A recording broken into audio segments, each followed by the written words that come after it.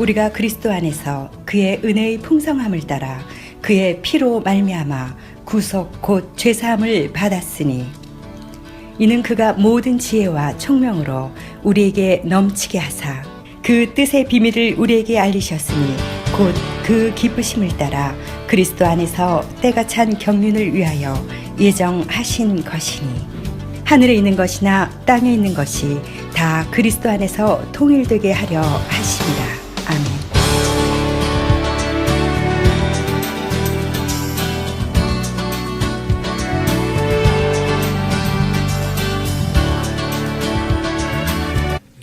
오늘 이 본당 안에 그 공기가 좀 쾌적해 보이지 않습니까? 어제 청소를 완전히 깨끗하게 스팀으로 다 해서 깨끗하게 되고 페리오의 그 의자도 때를 다 닦아내고 그래서 여러분들이 수고하셔서 참 쾌적한 그런 예배 환경이 되었다고 생각합니다. 여러분 가끔 청소를 하다 보면 집안 청소를 하든지 여러분 청소를 하다 보면 의외의 어떤 것들을 발견할 때가 있습니다. 어디 구석에 박혀있던 이런 귀중한 물건들이 나오기도 하고 와 이런 게 여기 그대로 묻혀 있었나? 옛날 사진들이 정말 귀한 사진들이 발견되기도 하고 그래서 참 기쁨을 배가하는 그런 정리 청소 기간이 될 수가 있는데요. 여러분 이 기프트 카드 같은 거 그동안 안 쓰고 있던 거 이 쿠폰 같은 거 여러분 레스토랑이나 백화점이나 이런 데 카드가 있는데 백화점에 가면 이 적은 액수를 가지고는 더 많이 소비를 해야 되니까 이 카드를 안 쓰고 그냥 가지고 있다가 세월이 흘러서 이게 있는지 없는지도 몰랐던 그런 경우도 있지 않습니까? 그 식당에 가면 좋은데 갈 형편이 못 돼서 그동안 가지 못하고 있었는데 여러분 그럴 때 이걸 캐시로 받았으면 바꿨으면 이런 때도 있죠. 여러분 기간이 지난 건데도 어떻게 잘 얘기하면 그 캐시 밸류로 리펀을 받을 수도 있고 이럴 때도 있지 않습니까? 그래서 그럴 때 쓰는 단어가 redeem이라는 단어를 쓰더라고요. redeem, 구속하다, 건져내다. 이게 종이 조각에 불과한데 이것을 갖다 주면 캐시로 바꿀 수가 있다면 이거 얼마나 여러분 확 그 느낌이 와닿지 않습니까? 이게 사장되어 있고 죽어 있던 건데 이걸 가지고 혹시 redeem this gift card for cash, 그죠? 캐시로 이걸 받을 수 있다면 얼마나 이게 놀라운 일입니까? 느낌이 확 와닿지 않으시네요, 여러분. 죽어 있던 게 살아난 느낌. 종이 쪼가리가 지폐가 돼서 막 100불짜리가 막 생기는 이런 느낌으로 바뀌는 것을 redeem한다 이런 말을 쓰거든요. 지금 우리가 에베소 공부를 하고 있는데 에베소서 5장에 보시면 세월을 아끼라 이런 말씀을 하시는데 그 영어 단어가 이 잘 번역된 그 버전에는 redeem the time 이렇게 되어 있어요. 어떤 번역을 보면 시간을 극대화해라, 시간을 잘 사용해라, 시간을 아끼라 이런 정도로 되어 있는데 이 성경적으로 세월을 아끼라 이 말은 시간을 구속해내라, 시간을 되찾아와라 이런 뜻이에요. 그 밑에 보시면 때가 악하니라. 왜? 때가 악하기 때문에 요즘 세상이 요즘 날들이 하루하루가 이렇게 흘러가는 대로 살면 그냥 이 세상이 악한 대로 흘러가기 때문에 그 중에서 건져내라, 시간을 구속해라 이렇게 얘기를 하거든요. 그 밑에 한번 보시죠. 그러므로 어리석은 자가 되지 말고 오직 주의 뜻이 무엇인가 이해해라 그랬습니다. 여러분 주의 뜻이 무엇인가 이해하지 않고 생각하지 않고 분별하지 않고 사는 사람들이 어리석은 사람들이죠. 그 어리석은 사람들이 누구냐 하면 세월을 아끼지 않는 사람들이죠. 세월을 아끼는 지혜로운 사람은 주님의 뜻대로 이 시간을 사용하는 거죠. 여러분 그래서 기업 같은데 이 강연이나 이런 들 들어보면 이 분경령 계획을 세워가지고요 이 분당 초당 단위로 이렇게 해서 한 시간도 조금도 웨이스팅하는 거 없이 철저하게 관리를 해서 막 정치인들처럼 차를 타고 가면서 점심을 먹고 전화하고 하면서 막 아주 시간을 극대화해서 그렇게 살아가는 그런 어떤 그 삶이 세월을 아끼는 삶이라고 흔히 우리가 그렇게 얘기를 하고 있지만, 여기 보니까 좀 영적인 의미로 주님의 뜻대로 이 시간을 사용하는 것, 이것이 세월을 아끼는 것이에요. 세월을, 시간을 구속해 내는 거예요. 건져내는 거예요. 예. 여러분, 이 예배 시간을 한번 생각해 보세요. 오늘 또 특별히 이 서머타임이 시작돼가지고 바쁘게들 나오셨을 텐데, 예배 시간에 이렇게 앉아 있는데 어떻게 보면 비생산적 활동이잖아요. 지금 이 시간에 나가서 생산적인 활동을 하면 뭐 얼마나 돈도 많이 벌 수가 있고, 사람들을 만나서 교제하면 교제권도 넓어질 수가 있고, 생산적으로 쓸 수 있는데 하나님 앞에 나와서 예배를 드리고 있다. 이런 일이 세월을 아끼는 것이라고 지금 얘기하잖아요. 하나님 앞에 예배 드리고 하나님 기뻐하시는 뜻대로 살고, 하나님께서 원하시는 그런 삶을 살아가는 인생. 뭐 청소하러 교회 나와가지고 안 그래도 바쁜데 자꾸 귀찮게 하면서 교회가 자꾸 무슨 일을 시키는 것처럼, 여러분 뭐 불가피하게 못 나오신 분들이 대부분이시지만, 그래도 뭐 바쁜 와중에도 그래도 어떻게 시간을 내 가지고 나와서 그 시간을 보냈는데, 아니 그러니까 이상하게 뿌듯한 거죠. 마음이 푸근한 거죠. 하나님을 섬기고 다른 사람을 위해서, 공동체를 위해서 일을 한 것에 대해서 보람이 있는 거죠. 이것이 어떻게 보면 쓸데없는 시간 낭비 같아도 그 시간에 나와서 주님의 일을 했다, 주님을 섬겼다, 공동체를 위해서 내가 헌신했다는 것이 기쁨과 보람을 얻게 되는 거 있죠. 여러분, 우리가 우리 인생에 70년, 80년, 여러분 90년 사신다고 생각할 때 이 채에다가 걸러서 그 위에 남는 것이 있다고 한다면 뭐가 남겠습니까? 이 많은 시간들을 우리에게 이 몇십 년을 하나님께서 우리에게 주셨는데, 이 인생의 기간 동안에 과연 뭐가 남겠습니까? 주를 위해서 예배드리고 주님의 일을 감당하고 주님의 말씀을 자녀들에게 전하고, 우리가 살든지 먹든지 마시든지 죽든지 어떻게 하든지 간에 하나님 영광을 위해서 살겠다고 그 우선순위를, 시간의 우선순위를, 물질의 우선순위를 위해서 우리가 하나님 앞에 드렸던, 헌신했던 이런 것들이 그 위에 고스란히 남는 것이고, 그 외의 것들은 다 그냥 썩어지는 것이고, 이 땅에 있는 것들이고 가지고 갈 수 없는 것들이고, 그러지 않습니까? 이 카이로스라는 시간과 크로노스라는 시간이 있잖아요.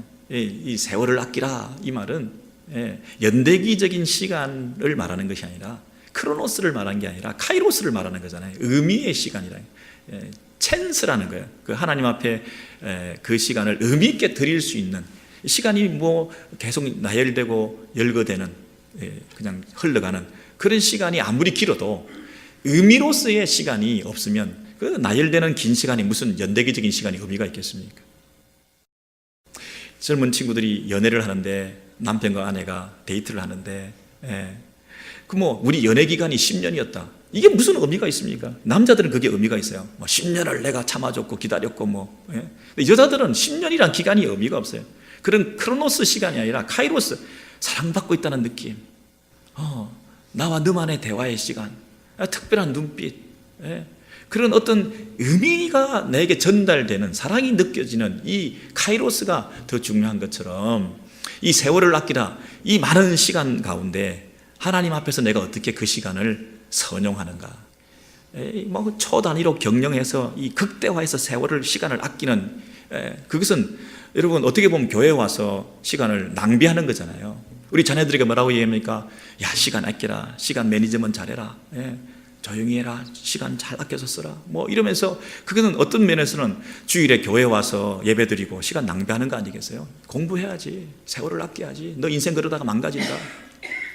여러분, 이쪽에 세상적으로는 세월을 아끼는 것은 우리가 생각할 때는 하나님 앞에 드리는 삶이 아니고, 서로 이 양쪽에 있는 극단적인 반대 개념이네요. 그러고 보니까 세상에서 막 세월을 아끼라, 그 시간 낭비하는 거다, 그런 것 하지 마라 막 이러는데, 우리는 의미로서의 시간, 아무리 바빠도 그 시간을 낭비하는 것처럼 보여도 하나님을 위해서 내가 과감하게 헌신하고 주를 위해서 시간을 쓰고 하는 이런 것들이, 어떻게 보면 이것이 더 세월을 아끼는 것인데, 우리는 어느 쪽에 세월을 아끼고 있습니까, 여러분?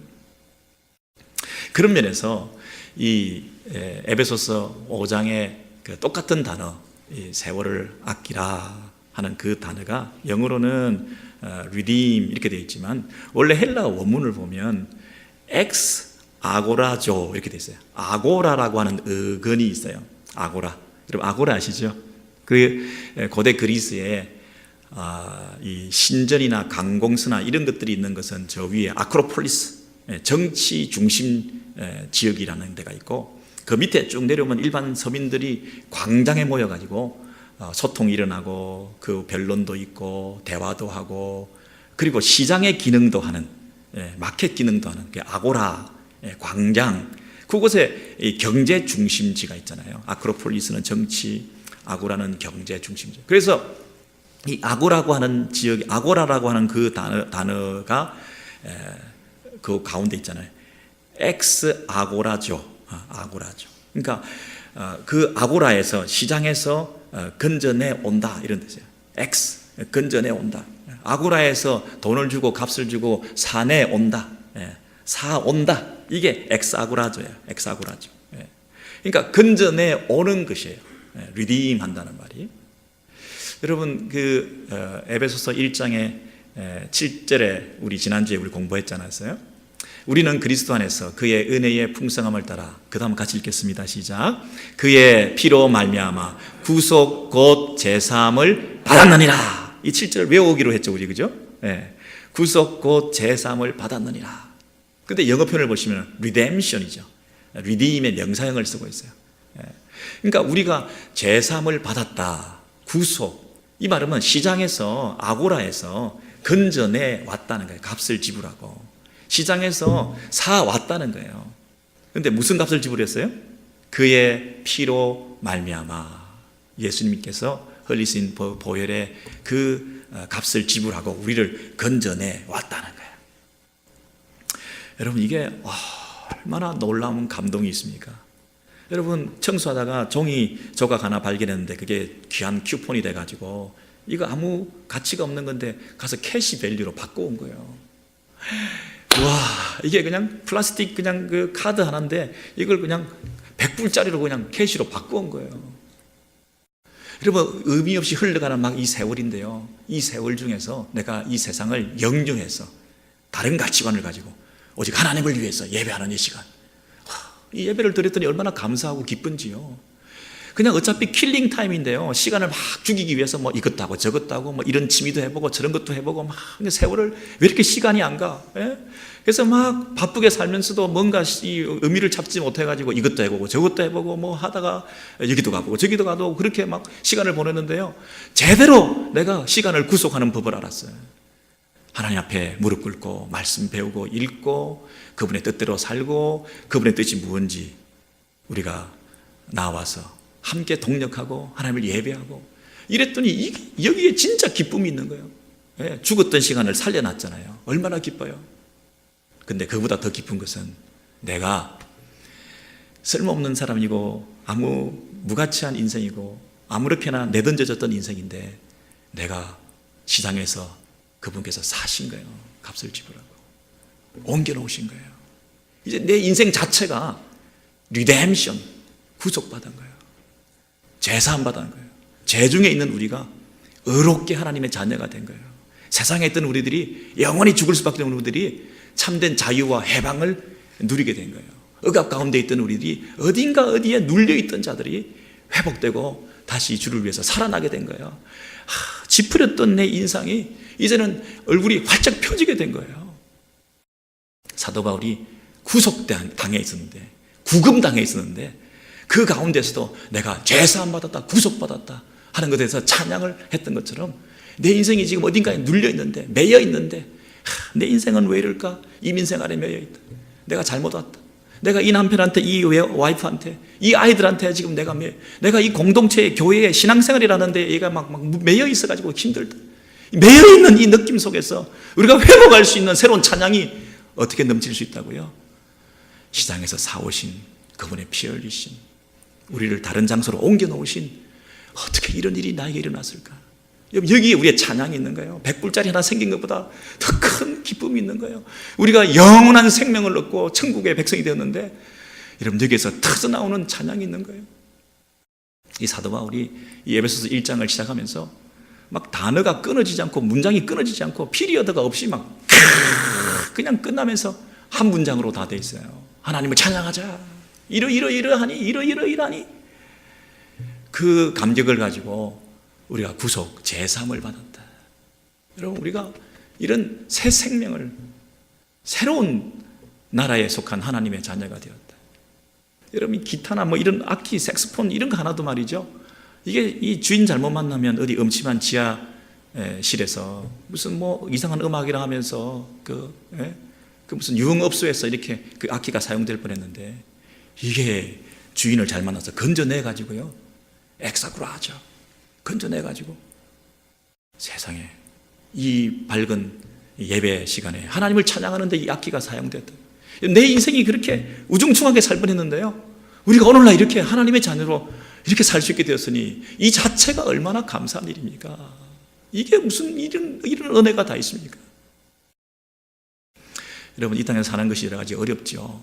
근데 예를 들어서 뭐 이 신분 문제를 가지고 얘기 들어서 혹시 죄송한데요, 지금 뭐 우리 미국의 대통령이 뭐 신분 문제 가지고 막 이렇게 우리를 볶아대는데요, 잘한다 잘못한다를 떠나가지고 일단은 그 부분이 해결된 사람 입장에서는 궁극적인 그 미국에서 합법적으로 존재하고 살아가는데 문제가 없잖아요. 우리가 여기서 애들 문제도 있고 경제 문제도 있고 뭐 가게를 문 닫아야 되나, 오늘 페이면 어떻게 되나, 뭐 건강은 어떠냐, 뭐 미국에서 살 수 있냐 없냐, 이런 어떤 여러 가지 복잡한 여러 가지 문제가 있지만, 그러나 근본적인 문제가 해결되어 있으면 우리가 그래도 조금 여유를 가지고 합법적으로 살 수 있는 신분이 있으면 그 다음 문제는 해결해 나가면 되는 거잖아요. 근데 근본적인 문제가 해결이 안 돼 있고 내가 불안하면 언제 잡혀갈지 모르고 언제 검문을 당할지 모르고 언제 추방을 당할지 모르면, 이게 무슨 지금 정치 문제, 경제 문제, 뭐 사업 문제, 자녀 문제, 무슨 이런 마이너 이슈들이 무슨 문제가 됩니까? 근본적인 문제가 해결이 안 됐으니, 여러분, 우리가 구속 곧 제3을 받았다. 그 시장 통해서 우리를 사 오셨는데, 이미 우리는 신분이 달라졌는데, 우리 자꾸 뭐 이 땅에서 다른 걱정하는 것보다는 먼저 우리가 받은 이 신분에 대한 감격이, 찬송이 넘쳐나고 안전하고 그리스도 안에서 우리가 영원히 세이프티하다 하는 이런 기쁨 속에서 하나님을 찬양하는 것부터 회복하고 나면, 그 하나님께서 우리를 건져내 놨는데, 우리를 건져내기 위해서 아들까지 핏값으로 지불했는데 우리의 남은 삶을 주께서 인도해 주시지 않겠느냐. 그러니 우리 너무 걱정하지 말고 이 구속 곧 제3을 받았느니라, 이 부분에 좀 집착해서 이것에 대한 감격을 좀 회복하고 그분께 감사를, 영광을 돌려드리면 그것이 우리가 지금 해야 될 일 아니겠느냐. 여러분, 사도 바울이 감옥에 갇혀가지고 자기 문제, 감옥에서 나오고 건강 회복하고 자기도 지금 힘들고, 여러분, 그런 어떤 자기 문제보다도 사도들에게 주신 하나님의 그 은혜와 감동을 가지고 교회 성도들에게 지금 하는 말은, 야, 너희들 어려운 줄 안다. 나도 지금 어렵잖아. 그러나 우리가 해야 될 일은 이거 찬송하는 거야. 구속 곧 제3을 받았느니라. 너와 나는, 우리는 그리스도 안에서 그의 은혜의 풍성함을 따라 그 피로 말미암아 시장통에서 건져왔어. 여러분, 이것에 대한 감사가 좀 회복되었으면 좋겠습니다. 여러분, 근데요, 우리를 그 건져오는데 무슨 대가를 지불했다고요? 그의 피로 말미암아. 근데 그의 피로 말미암아 우리가 죄사함을 받고 구원을 받게 됐는데, 그 앞에 또 뭐가 수식되느냐 하면요, 그의 은혜의 풍성함을 따라, 그게 또 앞에 붙어 있는 거예요. 여러분, 잘 생각해 보세요. 이 성경이 하나님께서 성령의 영감으로 우리에게 한 자 한 단어 그 순서 다 영감하셔서 오류가 없이 우리에게 주신 그 말씀인데, 우리가 이 말씀을 대할 때 그냥 대충 읽을 수가 없죠. 그의 피로 말미암아 구속 곧 제3을 받았다. 그 앞에 그의 은혜의 풍성함을 따라, 이 부분이 다 붙어 있는 거예요. 얼마나 멋집니까, 여러분? 영어 성경을 보시면 하나님 그분의 풍성한 은혜가 너무나 넘쳐서 그것에 근거해서 이렇게 되어 있죠.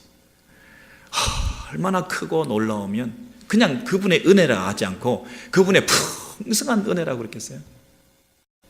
여러분, 우리 같은 무가치하고 존재 의미가 없는 주고 마땅한 이런 인생들이 우리를 위해서 예수님께서 피 흘리셨다, 하나님의 아들의 죄 없는 그 피값을 우리를 위해서 지불해 주셨다, 이게 전혀 매치가 되지 않잖아요. 우리 같은 것을 위해서 왜 그런 희생을 치르셨지? 나 같은 것을 하나 살리려고 왜 하나님의 아들까지 죽으셔야 됐나? 그렇게 해서라야만 우리를 구원해 주실 수 있는데, 그러면 나한테 그렇게까지 하실 이유가 뭐가 있나? 그 질문에 대한 답이 뭐라고요? 그분의 풍성한 은혜 때문이라는 거예요. 그것 외에는 설명할 길이 없는 거예요. 아니 저런 인생한테 무슨 내가 시간이 아깝다, 내가 돈이 아깝다 하면서 우리는 다 가치 없는 사람한테 뭔가를 대가를 지불하려고 하지 않지 않습니까? 뭔가 대가 지불하는 어떤 그 결과에 대해서 기대하는 게 있어야 우리가 그것을 지불할 텐데, 우리 같은 거한테 하나님께서 당신의 아들을 피 흘리게 하실 이유가 하나도 없잖아요. 아무런 이유가 없잖아요. 아무런 이유가.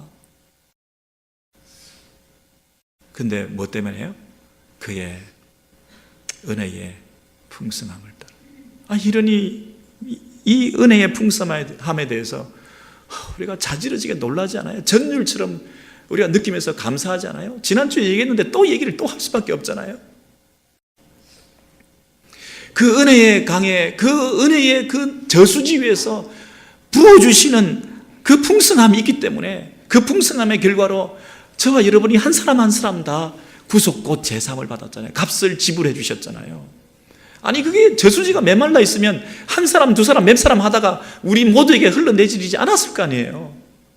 아니 그리고 비상적으로 구원받았다 말만 하지 우리 속 깊은 곳에 그 죄성까지 터치하면서 온전한 구속 해방을 이루지 못했을 거 아니에요.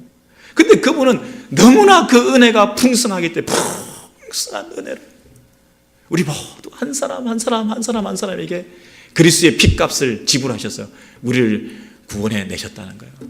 아니 시장에 가서 돈이 없으면 물건 몇 개 사다가 못 사잖아요. 지갑을 열어보니 돈이 있어야 몇 개 사오죠. 이거 살까 저거 살까 놔두고 이건 버리고 더 나은 걸 사게, 좀 가치 있는 건 사고 가치 없는 건 버리고, 필요한 건 사고 필요 없는 건 내려놓고, 시급한 건 사고 불필요한 것은 불급한 것은 내려놓고. 여러분 시장 가가지고 돈이 없어도 많이 못 사잖아요. 그 시장통 속에서 저와 여러분 가난한 자나 부한 자나 가치 있는 놈이나 가치 없는 놈이나 이방인이나 유대인이나 남자나 여자나 자유자나 종이나 그분이 다 지불하고 다 사오셨다니까요. 그 시장통 속에서 우리를 다 사오셨다니까요. 그래서 저와 여러분이 그 구원의 은혜에 지금 들어오게 된 거 아닙니까? 그러니 그의 은혜의 풍성함을 따라 이것이 얼마나 우리에게 감격이 되는지요.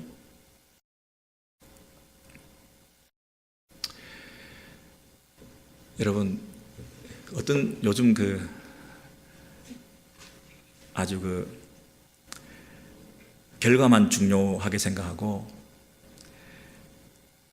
어떤 수량적인 개념으로 예수 많이 믿게 했다, 내가 결신시켰다, 구원받았다, 이제 몇 명 구원시켰냐, 몇 명 결신했냐, 이런 정도로 전도를 너무 강조하다 보니까 지금 현장에서 내가 예수를 믿게 해서 복음을 전하고 그것에 받아들여서 내가 믿어가지고 당신이 믿어라 다른 사람 다 믿는데 왜 너는 못 믿냐, 믿어봐, 그냥 확률은 50% 아니냐, 믿거나 말거나 둘 중에 하나인데 확률이 50%는 됐는데 그냥 믿지는 셈 치고 믿어봐 해가지고 그럼 맞네 그럼 믿겠습니다 했더니 갑자기 당신 죄인인데 이제 구원받아서 이러면서 일단 믿어서 구원받았다 이 부분만 너무 강조가 되는 경향이 있는데, 사실은 그 앞에 그렇게 구원받게 된 것은 그 은혜의 풍성함을 따라 이 부분이 먼저 전제되어서 우리 같은 것들한테도 그 복음이 이해되고 믿게 되었다고 하는 이 사실이 있는 거예요.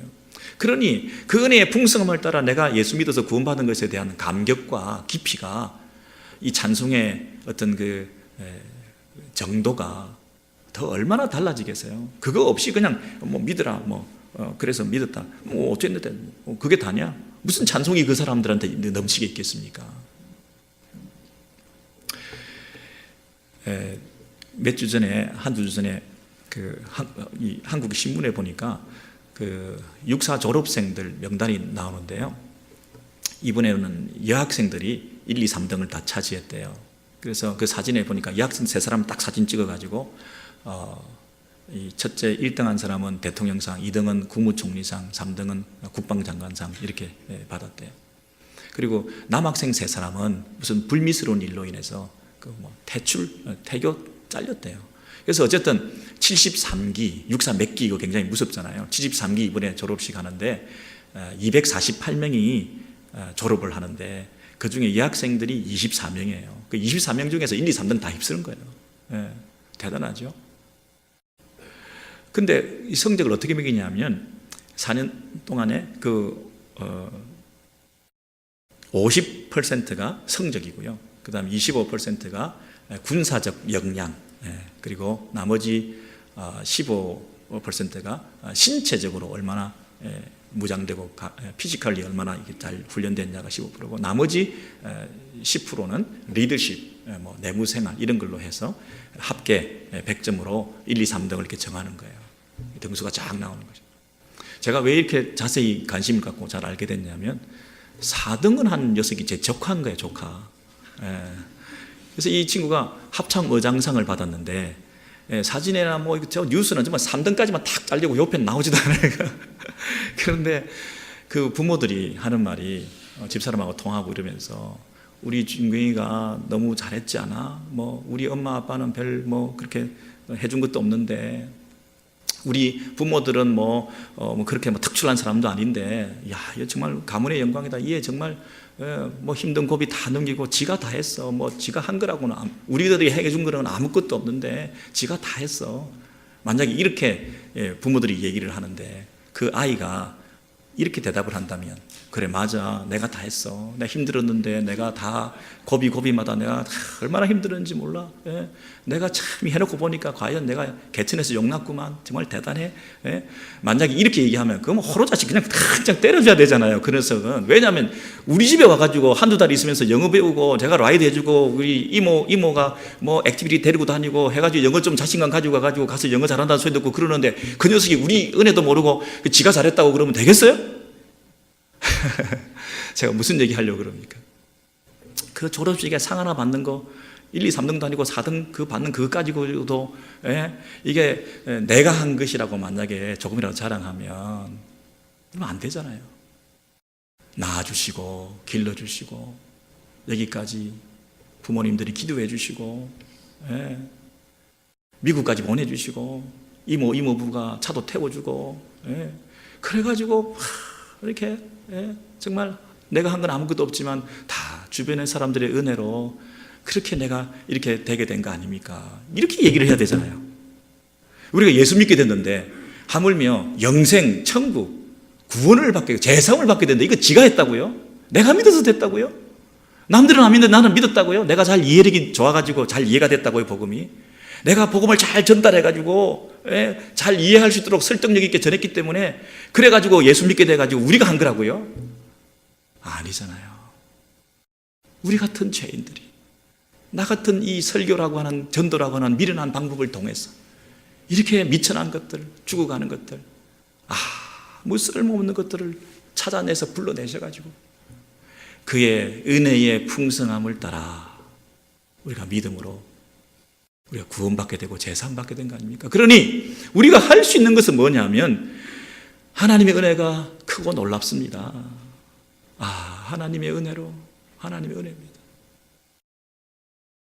여러분 이 부분이 정말 뼛속 깊이 그 은혜에 대해서 깨달아지지 않으면 여러분 큰일 나는 신자가 돼요.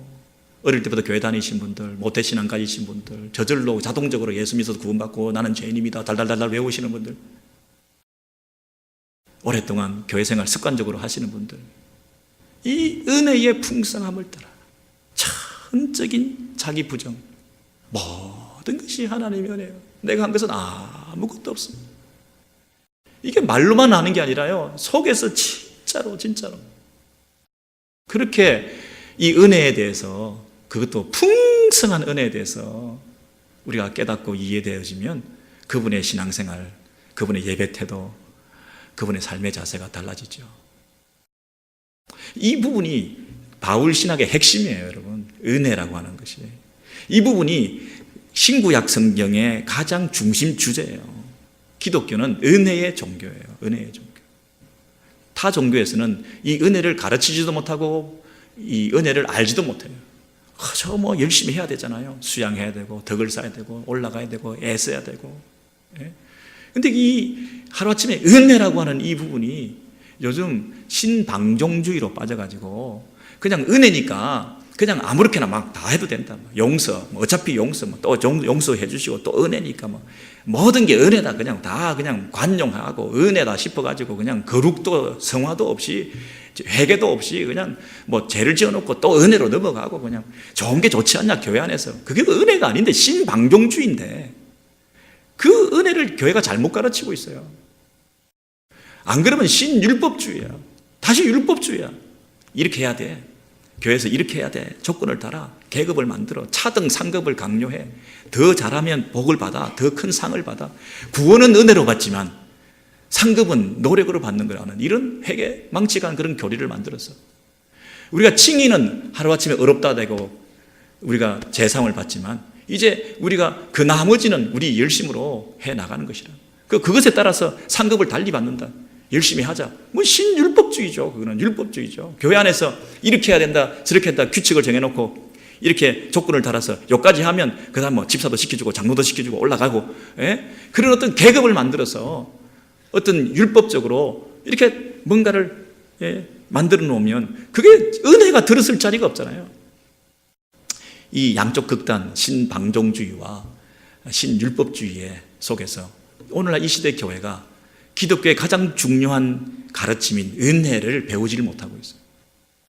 교회 안에 들어오면 뭐 그렇게 조건도 많고 그렇게 자격을 따지고 교회 안에 들어오면 뭐 그렇게 은혜라고 모든 게 다 넘어가고 이거는 뭐 교회가 뭐 이래 세상보다 못해 다 은혜랍시고 자기들끼리 다 합리화하고 말씀 가지고 적용하면서 하나님 은혜 운운하면서 하나님 사랑 운운하면서 이거는 법도 없고 뭐 거룩도 없고 자기 마음대로 하면서 다 신앙 좋은 것처럼 하고 넘어가고 이게 교회다운 교회냐고요.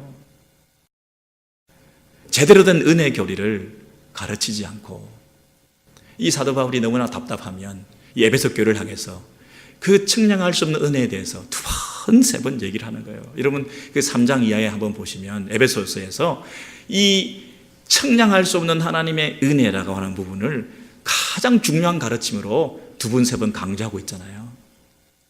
그냥 1장 7절에서 한 번 그렇게 얘기해서 모르는데 계속 나오는 얘기가 뭐냐면 은혜라는 거예요. 그리고 그 은혜가 어떤 은혜라고? 풍성한 은혜라는 거예요. 풍성한 은혜. 그 풍성한 은혜 외에는 우리 같은 죄인이 그 피에 예수의 피로 말미암아 죄사함 받은 이런 일이 일어날 수가 없다는 거예요. 우리가 그 안에 무슨 자랑할 거나 우리가 어떤 자기 의로 내세울 것이 하나도 없다는 거예요. 그런 걸로 따지면 사도 바울이 내가 제일 낫다는 거죠. 자기가 유대인 중에 유대인이고 율법 중에 율법을 행한 사람이고 모든 백그라운드를 볼 때 나보다 더 탁월한 사람이 없는데 내가 그런 걸 모든 것을 배설물로 이기고 내가 이 은혜만을 자랑하기로 했다는 거예요. 이 사랑만을 나타내기로 했다는 거예요. 그래서 뭐라고 얘기합니까? 우리가 다 전에는 육체에 원하는 것을 했다. 우리 마음속에서 육신의 마음이 원하는 것들이 있어요. 그것을 따라 우리 행하던 우리들인데 그걸 보면 우리는 본질적으로 처음부터 진노의 자녀들이었다. 죄인들이었다는 거예요. 선한 것이 아무것도 없었다는 얘기죠. 심판받아 죽어 마땅한 존재였다는 거죠. 그런데 그런 인생을, 가치 없는 인생을, 쓸모없는 인생을, 저기 지하실에서 음침한 데서 엉뚱한 짓 하고 있던 그 인생을 불러내가지고 우리를 여기까지 올려놓으신 것은 순전히 긍휼이라는 거예요. 순전히 은혜라는 거예요. 순전히 긍휼이 풍성하신 하나님께서 하신 일이라는 거예요. 그 풍성하신 긍휼의 하나님께서 그 큰 사랑을 인하여 그 은혜의 지극히 풍성함을 나타내신 거라는 거예요. 그냥 은혜가 아니라 지극히 그 풍성하신 그 말할 수 없는 하나님의 은혜가 우리에게 드러난 것이라는 거예요. 그 은혜의 풍성함을 우리가 자랑하고 있느냐는 거예요. 다 하나님의 은혜입니다. 말로만이 아니라 진심으로 좀 해봐라. 그렇게 이해하시는 거죠. 그렇기 때문에 그 은혜를 인하여 여러분 잘 아는 성경 구절 있잖아요. 달달달 외우는 성경 구절. 그 은혜를 인하여 믿음으로 말미암아 구원을 받았나니 그 구절의 그 앞부분이 그 은혜라고 하는 것이 지극히 풍성한 청량할 수 없는 하나님의 만극하신 그 놀라우신 은혜로 인하여 그게 앞에 붙은 거예요. 그래서 믿음으로 말미암아 구원을 받았다. 내가 지금 믿었다 이걸 내세울 만한 조건이 못 되고 자랑이 안 되는 거예요. 내가 믿기는 뭘 믿어요? 내가 무슨 복음을 전해가지고 구원을 받은 게 아니에요. 우리의 만남이 이미 그 풍성한 은혜로 말미암아 예비하신 만남이었기 때문에 우리가 만나서 복음을 전하고 나 같은 것을 통해서 이 미련한 방법을 통해서 그 복음이 전달되어지고 이 미련한 지혜가 그것이 이해될 수 있도록 성령께서 마음문을 열어주시고 내 안에 믿음이라는 것이 삭트게 해주셔서 내가 믿노라 믿습니다.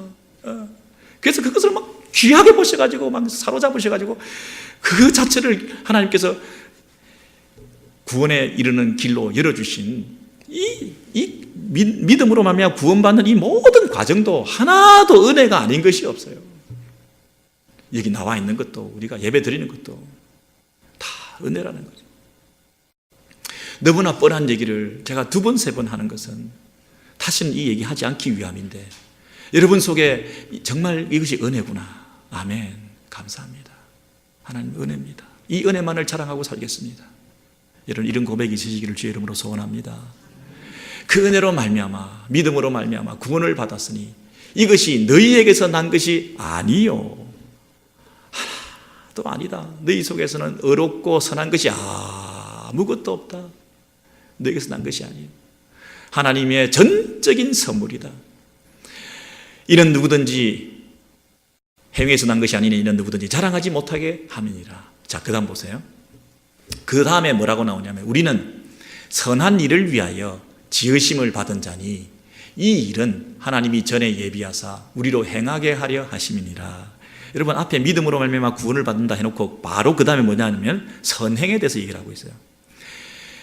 우리가 선한 일을 위하여 지음을 받았고 이제 너희들이 선을 행하게 되는데 그 선을 행하게 되는 것도 전에 내가 예비해 놓은 거다 이렇게 말해요.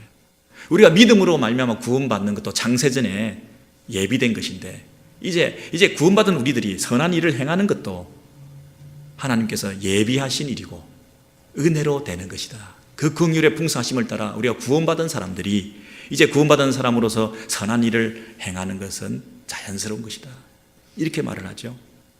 근데 이 선을 행하는 것도 그러면 은혜라는 거잖아요. 여러분 잘 생각해 보세요.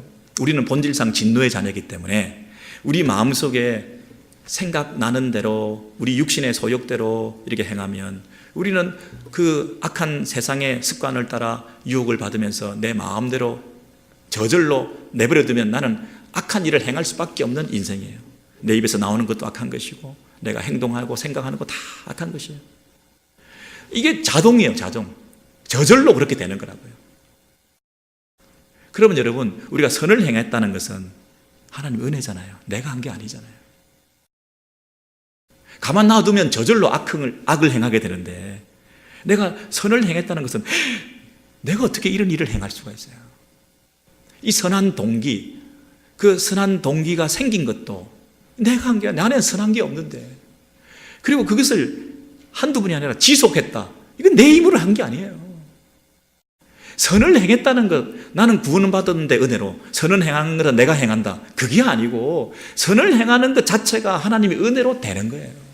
그러니 내가 자랑할 게 아무것도 없죠. 이 자기 의라고 하는 것이 들었을 자리가 없죠. 예수 믿는 것도 은혜고 선을 행하는 것도 은혜고 이 모든 것이 하나님의 은혜니까 내가 자기를 내세우고 자랑할 그 근거가 아무 데도 없는 거예요. 교회생활, 신앙생활에 있어서.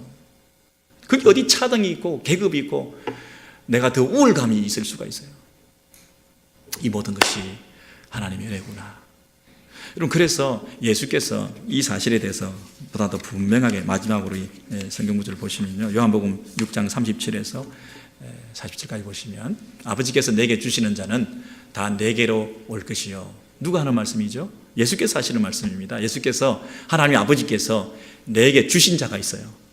그래서 그 하나님께서 주신 자가 다 내게로 찾아올 때에 우리 예수 믿는 사람들이 찾아오게 될 때에 내게 오는 자는 내가 결코 내쫓지 아니하리라. 왜냐하면 내가 불러 모은 게 아니라 하나님께서 이미 내게 주신 자들이기 때문에 그 주신 자가 예수께로 오면 어떻게 예수가 마음대로 내쫓을 수가 있어요? 하나님께서 미리 다 정해놓으셨는데.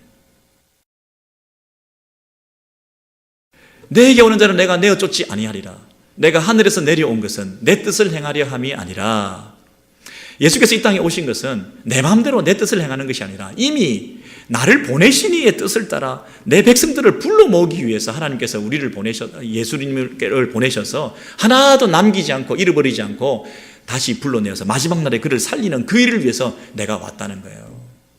내 아버지의 뜻은 아들을 보고 나를 보고 그들이 믿고 영생을 얻도록 하기 위해서 나를 보내었다, 이렇게 되어 있죠. 그러니까 우리가 예수님을 만났어요. 그리고 우리가 예수님을 믿기로 했어요. 그럼 예수님께서 하시는 말씀이, 너를 보낸 분이 계시다. 하나님께서 이미 너를 택하시고 보내셨다. 그리고 부르셨다. 나도 내 마음대로 온 게 아니라 하나님께서 나를 이 땅에 보냈다. 그리고 나를 보내가지고 이미 택해놓은 너희를 만나게 하셨다. 그래서 나를 보고 하나님의 아들이신 예수 그리스도를 믿음으로 구원을 받고 재상을 받는 이 방법으로 하나님께서 너를 불러 모으기를 원하신다. 그러니 내가 한 게 뭐 있냐? 너도 네가 뭐 한 게 있냐? 우리 만남은 그저 우연히 어쩌다 만난 게 아니라 그분이 다 이렇게 만나게 하신 거야. 그러니 너 우리 사이에 무슨 자랑할 게 있어? 모든 게 은혜인데. 여러분, 우리가 지금 인생을 BC와 AB로 나누는 경향이 있어요. Before Christ, 에노 다미나이, 예수 그리스도의 만난 때부터, 그리고 예수 그리스도 이전부터 이렇게 역사를 나눠가지고 내 인생에 예수 그리스도 오기 이전, 나 예수 만나가지고 내 인생이 달라졌다. 이 세상 역사도 BC와 AD로 나눠놨는데요. 여러분, 어떤 면에서는 예수께서 오신 것은 창세전에 우리를 만나시고 우리를 부르신 그 하나님의 택정하심 가운데서 예수께서 오신 거 아닙니까? 역사의 진행 과정 속에서. 그러면 창세전과 창세 후로 나눠야죠. 창세전과 창세 후로 이 역사가 둘로 나누는 거죠. 우리가 지금 예수 믿어서, 예수 믿은 이후로 BC와 AD로 내 인생이 달라지는 게 아니라 우리는 이미 창세전에 우리를 택하셔서 그 풍성하신 하나님의 은혜로 이 예수를 보내시고 만나게 하신 그 하나님의 사랑을 우리가 깨닫는다면, 우리가 이 지금 예수 믿는 것이 얼마나 깊은 것인가, 얼마나 넓은 것인가, 얼마나 놀라운 것인가, 얼마나 우리의 찬양이 더 하나님 앞에 드려져야 될 것인가, 그 창세전에 우리를 위하여 풍성하신 은혜와 사랑으로 그리스도 안에서 우리를 택하여 주신 그 은혜에 대해서 얼마나 감격해야 될 것인가. 너무 찰나적이고 피상적으로 우리가 예수 믿는 거 말고 우리의 찬양과 신앙의 그 깊이가 여러분 더 회복되었으면 좋겠어요. 더 깊어졌으면 좋겠어요. 더 진중했으면 좋겠어요. 더 무게가 잘 잡혔으면 좋겠어요. 여러분이 찰나적으로 왔다 갔다 하는 이런 인생이 아니라 신앙생활의 그 무게 중심이 잘 잡혔으면 좋겠어요. 그래서 그 풍성함을 깨달은 사람은 그 풍성함을 전할 수밖에 없는 것이다. 이런 마지막으로 이 에베소서 3장, 에베소 공부를 쭉 할 수밖에 없는데요. 에베소 3장 7절에서 8절에 보시면 이 사도 바울이 뭐라고 얘기를 하느냐면, 이 복음을 위하여 그의 능력이 역사하시는 대로 내게 주신 하나님의 은혜의 선물을 따라 내가 일꾼이 되었다. 하나님의 은혜의 선물을 따라 내가 일꾼이 되었다. 모든 성도 중에 지극히 작은 자보다 더 작은 나에게, 나 같은 부족한 인생에게 이 은혜를 주신 것은 측량할 수 없는 그리스도의 풍성함을 이방인에게 전하게 하시려고 하신 것이다. 우리가 그리스도의 측량할 수 없는 그 풍성함을 경험한 사람이 그 풍성함을 나눌 수 있다는 거예요. 그 풍성함을 경험하지 못한 사람이 어떻게 나눌 수 있겠습니까? 사도 바울이 이방인의 사도로 땅 끝까지 가서 복음을 전하는 그 놀라운 일을 했던 원동력은 그가 무슨 힘이 세거나, 그가 무슨 원래 남자답거나, 그가 물론 무슨 성경 헌금을 많이 받았거나, 그가 무슨 여러 가지 준비가 잘 되었거나, 그 기질이 원래 그렇게 공격적이고 어그레시브한 사람이기 때문이 아니라 그 풍성함으로 너무나 넘쳐서 그 풍성함을 나누어 주는 사람으로 삼아주셨다. 이 은혜를, 이 풍성한 은혜를 경험한 사람이 그 은혜를 나눌 수 있는 사람들이에요. 여러분, 교회 안에서 이 은혜를 경험했다고 하는 사람들이 없어요. 누구를 만나면 그렇게 따지고 조건 걸고 이래서 안 되고 저래서 안 되고, 우리가 이 풍성한 은혜를 경험해 본 적이 없으니까 이 풍성한 은혜를 베풀 줄을 모르는 거예요. 진정한 은혜를 교회가 체험을 하지 못하고 있어요. 신율법주의에 빠지거나 신방종주의에 빠지거나 참 은혜를 몰라요. 어떤 아버지가 아들하고 대화를 하는데 아들이 큰 잘못을 저질러서 일이 너무나 크게 벌어져가지고 수습이 불가능할 정도가 되었어요. 다 망가져 버렸어요. 그 아버지가 그 울고 불고 이 아들이 아빠한테 와서 어쩔 수 없이 들켜가지고 이렇게 됐다고 막 울고 있으니까 이 아버지가 너 왜 진작 미리 나한테 얘기 안 했어? 그랬더니 아들이 뭐라고 그랬어요? 아빠 화낼까봐, 아빠가 불같이 화낼까봐, 아빠가 무서웠어. 내가 그 얘기하면 아빠가 화낼 거잖아. 그 얘기를 듣고 이 아버지가 펑펑펑 울었다는 거 아닙니까? 아들이 울고 아버지가 울고. 왜 아버지가 울었겠습니까? 너와 나 사이에 그 은혜라고 하는 것이 그렇게 전달되지 않았던가? 내 풍성한 은혜, 아비로서 가지고 있는 이 풍성한 용서와 이 은혜를 네가 그렇게 누리지 못하고 느끼지 못했던가? 그렇게 하지 못함으로써 네가 그 은혜를 몰랐기 때문에 이렇게 그 은혜를 누리지도 못하고 이렇게 실수하고 이렇게 망가질 때까지 이렇게 끝날까지 이렇게 돼가지고 나는 네가 무슨 일을 해도 용납할 수 있다. 네가 무슨 잘못을 해도 나는 그 풍성한 사랑으로 기다릴 수 있다. 나는 끝까지 사랑한다. 여러분, 이 확신이 있어야 그 아들이 얼마든지 아버지 앞에 달려와서 그 문제를 해결하고 은혜라는 것을 깨닫고 그 아버지의 은혜를 통해서 하나님 아버지의 은혜를 체험할 수 있는 그런 인생이 되지 않겠습니까? 그렇게 조건이 많고 그렇게 문제를 많이 삼고 그렇게 많이 따지고 그렇게 전제 조건이 많고 여러분, 우리가 무조건적인 하나님의 이 풍성한 은혜, 그의 피로 말미암아 구속 곧 제사함을 받았다. 그 구속 곧 제사함을 받은 이 깊이와 넓이가 창세전에 그 풍성한 그분의 은혜를 따라 내가 구속 곧 제사함을 받았다. 이것이 내 속에서 느껴져요. 이 은혜에 대한 만극함이, 이 은혜에 대한 감사함이, 이 은혜에 대한 체험이, 이것이 전적으로 은혜구나.